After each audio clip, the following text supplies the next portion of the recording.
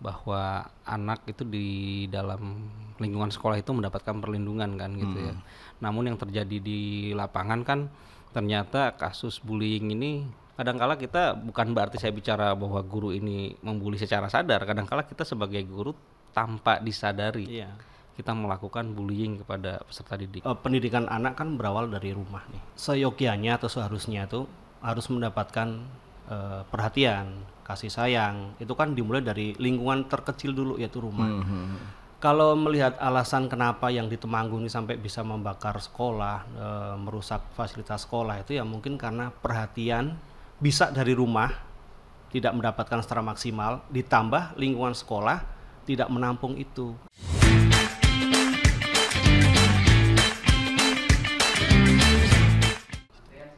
Yuk.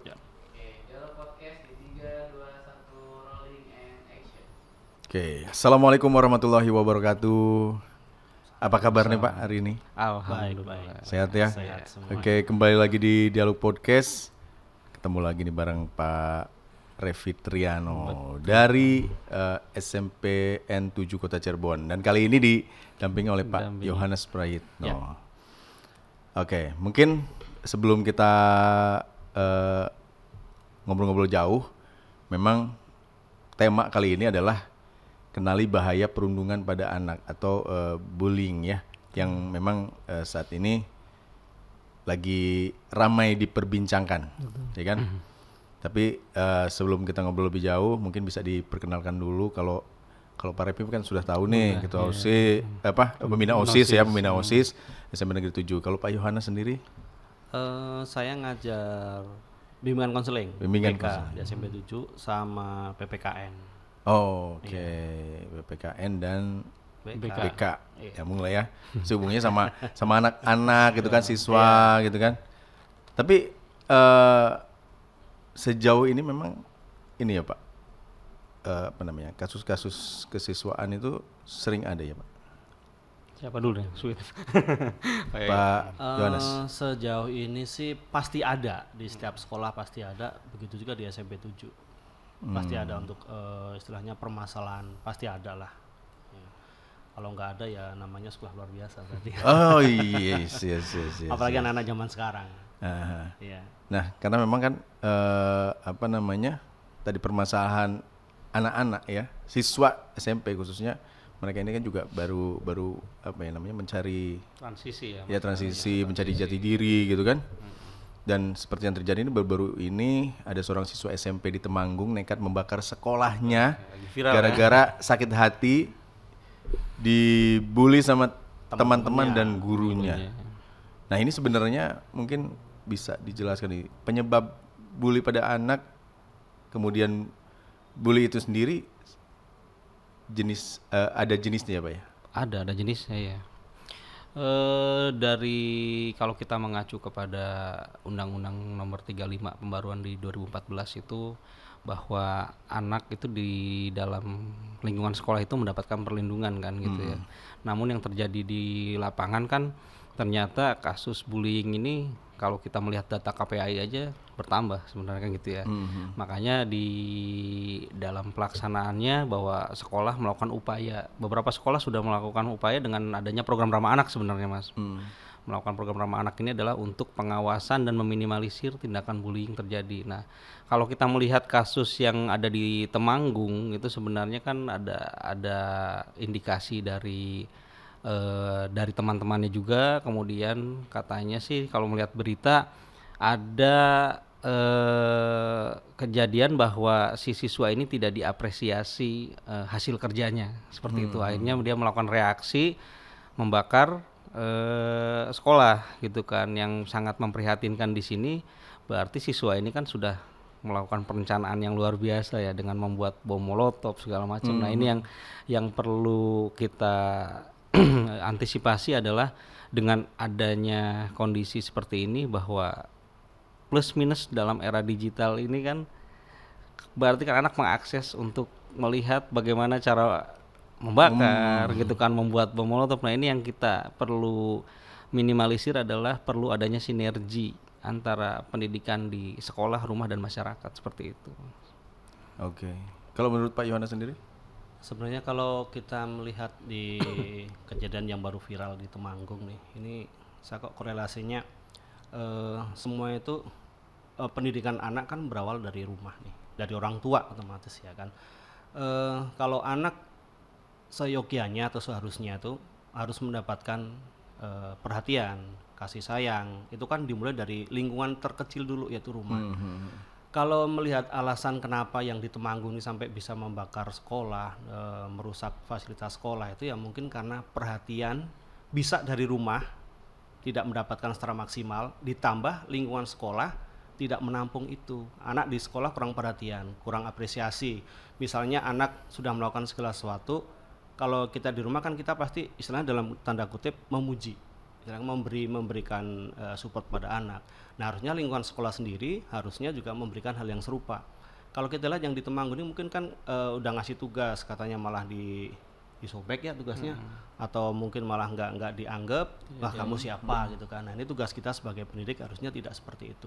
Kita menganggap memberikan apresiasi walaupun mungkin itu tidak maksimal. Yang namanya anak kan sedang belajar nih, yang namanya sedang belajar kan pasti ada tahapnya, ada prosesnya, ada salahnya. Nah ini mungkin dari kasus-kasus yang seperti ini kita menjadi pembelajaran bagi kita semua, bukan hanya di Temanggung saja, tapi mungkin kita yang ada di sini di Cirebon atau mungkin di Indonesia seperti itu. Oke. Tapi kalau dari tindakannya sendiri sebenarnya ini sebuah kesengajaan atau iseng-iseng sebetulnya, Pak? Ya kalau melihat dari reaksi yang dilakukan, ini kan indikasi kesakit hatian ya. Jadi kesakit hatian ini dia aplikasikan, yaitu mungkin terlalu banyak melihat nonton atau ya kalau saya melihat ini perencanaan yang memang dia sudah merencanakan dengan dia akses, dia bakar di posisi di mana, berarti kan sudah direncanakan dan memang matang gitu ya. Dia ambil di jam malam gitu kan. Memang tidak maksud untuk mencelakai orang lain sebenarnya kan. Ini adalah bentuk reaksi dari si anak untuk menunjukkan kesakit hatiannya sebenarnya itu. Oke. Enggak, maksudnya dari pelaku bullyingnya sendiri. Jadi teman-temannya nih, teman atau gurunya ini memang sengaja atau pelaku bullyingnya. Ya kembali lagi, bullying itu tadi kan ada beberapa jenisnya ya. Ada yang verbal, ada yang secara fisik. Terkadang yang tidak disadari adalah yang verbal. Kita tidak tahu ucapan kita menyakiti atau tidak. Asal nyeletuk gitu. Secara disadari atau tidak. Nah ini yang kadang-kala kita perlu disosialisasikan lagi kepada anak-anak. Apalagi sekarang kalau kita melihat tren sekarang ya di sekolah aja, nama orang tua itu kan dijadikan lelucon. Yeah. Nah ini kan secara disadari mungkin tidak semuanya orang bisa menerima. Bisa jadi ada anak yang tidak terima dengan itu tapi tidak bisa memberikan reaksi, akhirnya dia tertutup dan melakukan tindakan di luar nalar kita kan seperti itu, Mas. Gitu. Artinya memang sebenarnya iseng awalnya ya. Betul. Iseng tapi karena memang tadi yang diucapkannya membuat yang lain tersinggung. Tanpa disadari side effect-nya seperti itu kan gitu. Kadang-kadang seperti itu, Mas. Oke. Nah, kemudian kalau dari pencegahannya sendiri, Pak. Kira-kira kayak model di sekolah, apa yang dilakukan? Mungkin dari Pak Yohanes. Kalau di sekolah sebenarnya semua dari awal dari rumah. Kalau yang ini di sekolah itu kita sebagai guru harusnya memanusiakan manusia muda, ya kan, memanusiakan manusia, menganggap anak. Jangan istilahnya kita di sekolah, kamu baru anak, istilahnya anak kecil. Jadi kan nggak perlu penghargaan, nggak perlu dikasih reward gitu kan. Jadi kita sebagai guru untuk mencegah bullying itu kita harus memberikan motivasi kepada anak, memberikan reward, memberikan pujian, menganggap anak gitu kan. Jangan sampai istilahnya kita nggak peduli sama anak sakit didiemin, anak ada permasalahan apa didiemin, sehingga kita harus menjalin relasi yang lebih baik sama anak dengan komunikasi, atau mungkin saya sebagai guru BK harus memanggil anak yang entah yang bermasalah atau yang tidak. Intinya di sini adalah memanusiakan manusia muda, kan mereka pelajar gitu. Oke. Artinya memang harus ada koordinasi juga antara sekolah dengan orang tua siswa. Iya. Nah, sejauh ini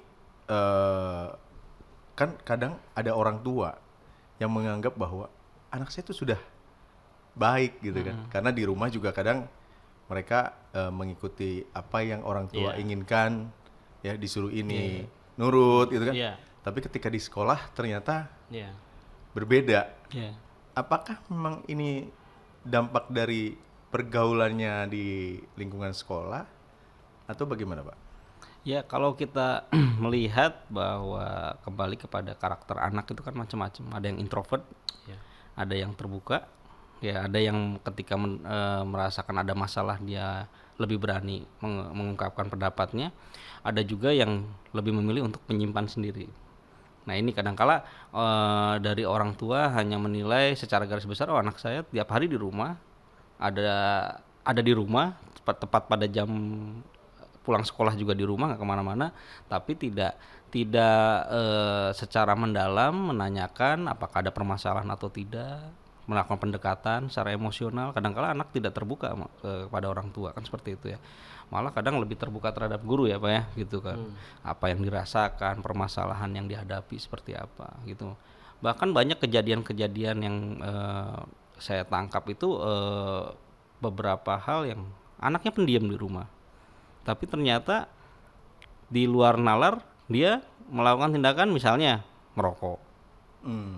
Ya kan, orang tua tidak tahu. Bahkan ketika dipanggil orang tua anak saya tuh diem loh Mbak, gitu kan. Nah ini yang memang perlu kita upayakan. Mungkin kalau untuk SMP 7 sendiri ya kita sudah banyak program ramah anak, kemudian melakukan parenting juga, memanggil orang tua, berkoordinasi dengan orang tua, mengajak peran serta masyarakat untuk sama-sama mengawasi, seperti itu sih. Nah, kalau dari dampaknya sendiri Pak, bullying yang dilakukan oleh korban maupun pelaku, sebetulnya ini pendapat dari seorang guru aja nih ya, seperti apa sih Pak? Sangat merugikan atau ya sebenarnya itu hal yang wajar gitu? Seperti apa? Pasti ya. Siapa dulu yang jawab nih? Boleh nanti gantian. Ya, Pak. Untuk korban sih pasti mempunyai dampak yang sangat luar biasa psikologisnya. Kemudian kan dia merasa nggak diterima, dia mungkin akan menarik diri akhirnya. Padahal dia punya potensi, tapi karena dibully sama temannya, kadang bukan hanya teman, tapi kadang guru tanpa sadar kita melakukan bully, ya entah itu verbal atau secara fisik, ya kan. Nah di sini kan kalau ini secara terus-menerus nanti anak berkembang akan terbatas. Perkembangan secara psikologis, secara intelektual pun, kalau mentalnya apalagi, ya kan, karena kita sempat ada masalah itu anak dibully, ya kan, akhirnya dia tertutup. Pada waktu itu dia nggak mau cerita sama orang tua, diapain. Tapi dia yang awalnya ceria, dia tuh tertutup, diam. Sama guru BK nggak mau cerita, sama wali kelas nggak mau cerita, dia malah istilahnya mutung ya, nggak mau sekolah. Akhirnya saya dan wali kelas waktu itu ke rumah, ya kemudian dia baru cerita dan orang tuanya juga baru tahu. Nah dari situ kita bisa mengambil tindakan, kita merengkuh anak itu. Kemudian kalau nggak seperti itu, karena anak nggak mau sekolah, benar-benar nggak mau sekolah, karena mungkin dalam tanda kutip takut dibully lagi sama teman-temannya, seperti itu. Itu bagi korban. Untuk bagi pelaku mungkin Pak Revi. Maksudnya saya pelaku bully gitu. Ya, mungkin ya tadi sudah dijelaskan Pak Yoyo bahwa efek jangka panjangnya ini secara mental, psikologis gitu kan. Dan pelaku bully yang sendiri kan yang menurut saya ekstrim adalah ketika itu adalah guru. Ya. Kenapa saya katakan guru? Ya ini mental peserta didik ini akan mati secara jangka panjang ke depan nantinya gitu kan. Kadangkala kita, bukan berarti saya bicara bahwa guru ini membuli secara sadar, kadangkala kita sebagai guru tanpa disadari kita melakukan bullying kepada peserta didik. Misal ketika membedakan antara mana si pintar dan si malas, misal gitu ya. Ini pelabelan ini juga secara tidak langsung adalah bullying sebenarnya kepada siswa gitu kan. Atau pada saat pembagian kelompok pada saat kegiatan pembelajaran diserahkan kepada peserta didik langsung, yang mana nanti ada 1-2 orang yang memang tidak kebagian kelompok. Nah ini juga secara tidak langsung membuli juga gitu kan. Atau juga ketika di dalam kelas yang dipuji hanya anak-anak itu saja, Biasanya anak yang pintar ya biasanya. Iya, yang pintar misalnya gitu. Nah, sementara tugas kita hadir di kelas itu adalah untuk membina anak-anak yang memang tidak tahu menjadi tahu, tidak bisa menjadi bisa. Kalau anak-anak yang sudah pintar, sudah rajin itu kan hanya tinggal diarahkan, Mas. Sebenarnya tugas kita fokusnya adalah untuk menjadi fasilitator untuk semua secara merata, memberikan perhatian secara merata, melakukan apresiasi, melakukan penguatan di dalam kelas, menumbuhkan kepercayaan diri sehingga konsep student well-being ini akan tercapai di sekolah. Anak betah di sekolah, merasa nyaman, merasa aman, dan SMP 7 sedang berupaya itu, Mas. Makanya SMP 7 untuk meminimalis itu kita ada program ramah anak di mana didukung oleh ibu kepala sekolah yang luar biasa mendukung untuk jangan sampai ada di SMP 7 ada tindakan ngebully, baik murid sama murid, guru sama murid, seperti itu. Dan kita setelah ada program itu dan didukung oleh kepala sekolah, oleh bapak ibu guru yang lain, kita bisa meminimalis tindakan pembulian yang masih ada karena kan kita terbatas, guru banding muridnya banyak muridnya. Tapi kita juga melibatkan anak untuk istilahnya jadi pelapor-pelopor. Kalau ada yang dibully, ada yang ngebully, segera lapor. Sehingga kita bisa langsung menangani. Kita bisa menangani, kalau kita tidak bisa menangani, kita koordinasi dengan ibu kepala sekolah. Dan kebetulan ibu kepala sekolah luar biasa kooperatif untuk membantu mengatasi permasalahan bullying di sekolah. Kalau dipikir-pikir mah dulu itu yang namanya bully itu udah ada. Udah biasa ya, biasa ya. Apalagi tadi yang disebutkan Pak Revi juga. Ngejek nama orang tua gitu, udah biasa. Cuman ya dulu sampai sampai nangis sampai apa juga nggak ada masalah gitu. Cuma sekarang kelihatannya karena memang tadi sudah perkembangan. Ya konsep kodrat zaman itu muncul, Mas. Kodrat zaman di mana mental anak-anak sekarang dengan anak-anak dulu mungkin beda. Kan gitu ya. Dulu kita kalau misalnya telat dimarahin atau mungkin terkadang penggaris melayang ke penghapus melayang kita anggap itu biasa.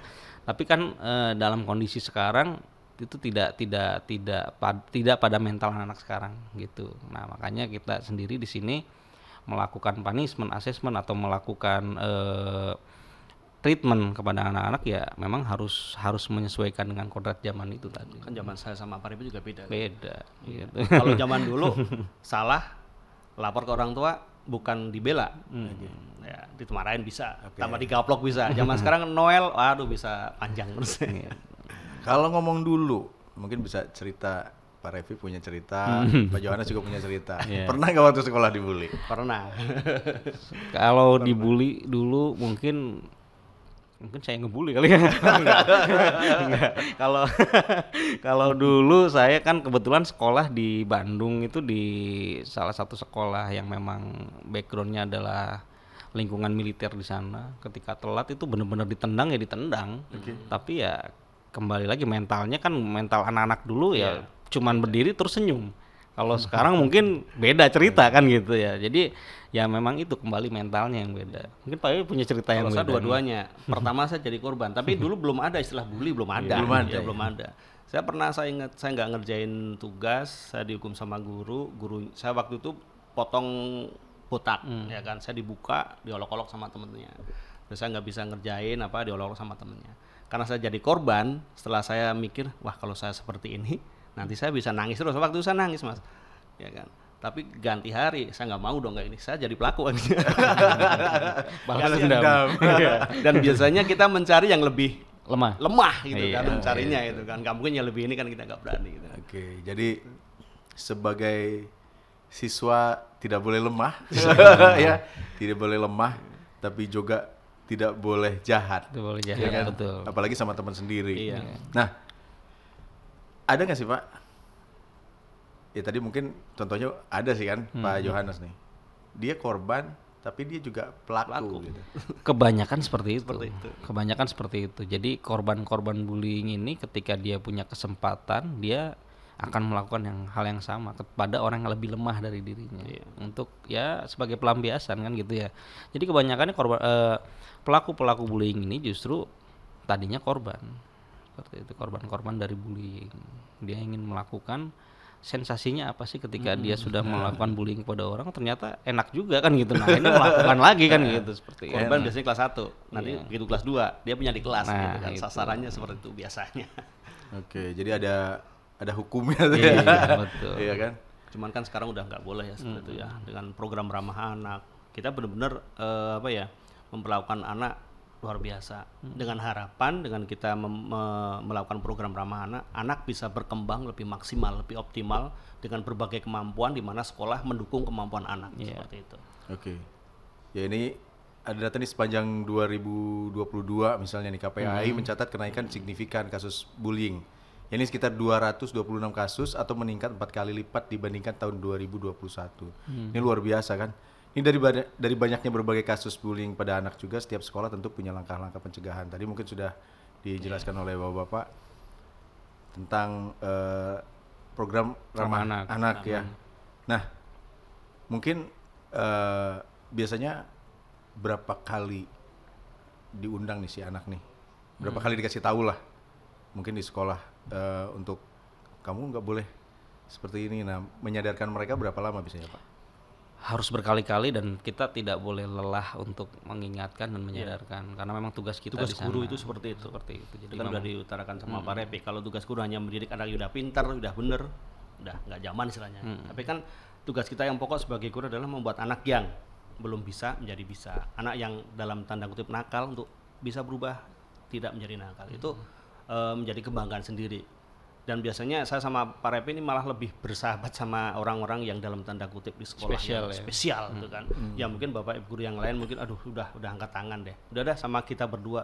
Kadang malah kita anggap sebagai teman ya, bukan sebagai guru lagi ya kan. Kadang ruangan kita juga penuh dengan anak-anak pada ya sekedar ngobrol, sekedar cerita.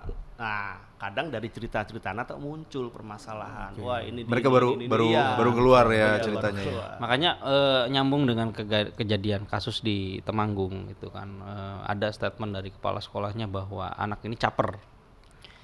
Nah, menurut saya statement itu terlalu kurang pas gitu kan, karena kondisinya bahwa anak itu memang caper kan gitu ya. Anak datang ke sekolah memang mencari perhatian yang tidak dapat di rumah gitu. Makanya menurut saya ketika anak itu memang pada hakikatnya butuh perhatian, ya kita sebagai seorang guru harus hadir di tengah anak-anak untuk memberikan perhatian seperti itu. Peran guru sebagai guru, sebagai kakak, sebagai orang teman. tua, sebagai teman, sebagai sahabat. Seperti itu. Oke. Bagaimana langkahnya untuk mereka yang memang tadi sulit untuk terbuka, sulit untuk bercerita kepada guru? Apa sih sebenarnya, ada masalah apa mereka? Rasa percaya. Kadangkala kita sebagai guru sendiri tidak memberikan kepercayaan kepada peserta didiknya. Itu yang dibutuhkan. Guru dengan siswa ibarat orang nikah, harus saling percaya.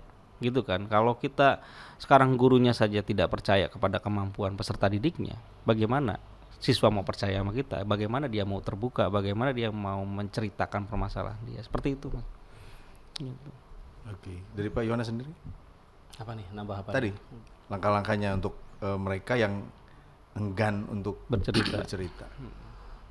Kadang kita sebagai manusia, kadang kalau ada anak yang itu, kalau kita mengingat tuh ya aduh kok susah banget ya, tapi kadang kita ada trik dari BK ya kan. Kebetulan di SMP 7 itu ada 5 ya guru BK, dan kita saling kerjasama. Artinya kalau dengan saya nggak mau terbuka, mungkin dengan si bapak ibu guru yang satunya yang lainnya tetap kita ada teknik sendiri dalam konseling lah gitu kan. Dan kita juga kalau memang anak itu trouble-nya tuh udah di luar kewajaran kita juga ada dengan psikolog. Kita minta tolong dengan psikolog, didampingi oleh kita yang membawa ke psikolog. Nah, karena kan kadang anak tertutup sama sekali, nggak mau cerita sama guru, nggak mau cerita sama wali kelas, sama BK nggak mau cerita. Kita mau nggak mau harus dengan psikolog, karena tugas guru di sini harus istilahnya menyelamatkan, dan kalau dokter harus menyembuhkan. Nah, di sini kita peran sebagai dokter anak, tapi dalam tanda kutip bukan dokter kesehatan, tapi kan supaya anak sembuh, supaya anak mempunyai rasa percaya diri kembali, supaya anak bisa berkembang, supaya anak bisa belajar lagi, bisa terbuka, bisa bermain, bisa berceria lagi gitu. Jadi kita mungkin bisa minta tolong sama psikolog atau mungkin bapak ibu guru BK yang lain. Oke. Nah kalau dari respon orang tua sendiri Pak, bagaimana Pak kepada anaknya tadi misalnya udah ketahuan nih anaknya sering ngebully gitu kan teman-temannya, apalagi bandel lah di sekolahnya. Iya, ada 2 ya.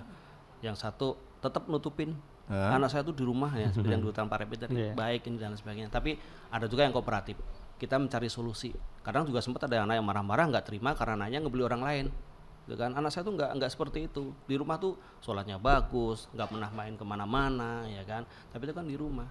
Ketika dihadapkan seperti itu dan kita ngasih pelan-pelan pengertian sama orang tua, ini juga nerima. Kadang sempat marah-marah, ditunjuk-tunjuk juga pernah. Oh gitu? Iya. Ya kan? Sama orang tua tuh? Sama orang tua. Dan kita juga, ya kita harus ya intinya kita tetap menghindari perdebatan dengan orang tua gitu. Ya, kan? Kita jangan sampai berdebat kita cari solusi. Proses lainnya, mungkin penyebab lainnya nih Pak. Apakah memang karena tadi game online yang akhirnya mereka konsen nih? Kan di game online juga banyak tadi kayak kalimat-kalimat maaf yang tidak semestinya harus mereka ucapkan, tapi karena mereka terbiasa dengan game online itu akhirnya mereka ucapkan juga ke teman-teman. Betul. Bisa jadi dari situ. Bisa. Karena kalau sekarang kita melihat kondisi sekarang mau ke kebun binatang nggak usah jauh-jauh Mas, cukup anak-anak kumpulkan main game online itu udah ada kebun binatang di situ semua. Gitu. Akan terucap semua kan gitu karena mereka secara tidak di bawah sadar mereka mengucapkan seperti itu. Itu juga bisa menjadi indikasi ke dalam pembulian juga gitu. Salah satu indikasi untuk melakukan bullying itu bisa dari verbal itu. Oke. Mungkin sebelum kita akhiri ada satu pesan lah mungkin dari Pak Revi dan Pak Yohanes untuk anak-anak kita semuanya dan orang tua khususnya harus bagaimana dan seperti apa untuk mengantisipasi bullying yang terjadi di sekolah. Ya, siapa dulu? Ya intinya bahwa pesannya adalah kita harus meyakini bahwa setiap anak memiliki kecerdasan. Kita sebagai orang tua yakini bahwa anak memiliki potensi sendiri-sendiri, maka jalin komunikasi yang baik antara anak dengan orang tua maupun orang tua dengan guru, seperti itu. Oke, dari Pak Revi. Cukup dari lah. Pak Yohanes. Saya sih sama ya mungkin guru atau orang tua, mari kita sama-sama memanusiakan manusia. Dalam itu Jawanya merengkuh lah gitu kan, menganggap dia juga manusia yang harus dimanusiakan sama-sama supaya nanti pendidikan di Indonesia semakin maju, generasi muda punya karakter yang baik, stop bully, jangan sampai ini terulang lagi yang di Temanggung ya yang lagi viral, maunya stop bully, manusiakanlah manusia muda. Oke, terima kasih banyak Pak Revi, Pak Yohanes atas waktunya. Yang pasti kita semua berharap bullying yang terjadi di sekolah tidak akan terjadi, hilang lah pokoknya semuanya. Kita tetap membentuk karakter mereka, bisa saling sayang dan menyayangi dan toleransi pastinya. Oke, sukses selalu juga buat SMP Negeri 7 Kota Cirebon. Itu dia perbincangan kita dengan Pak Revi dan Pak Yohanes terkait bullying. Mudah-mudahan bullying tidak terjadi di sekolah. Tetap saksikan Dialog Podcast. Jangan lupa untuk subscribe, like, share, and comment. Keep positive and stay humble.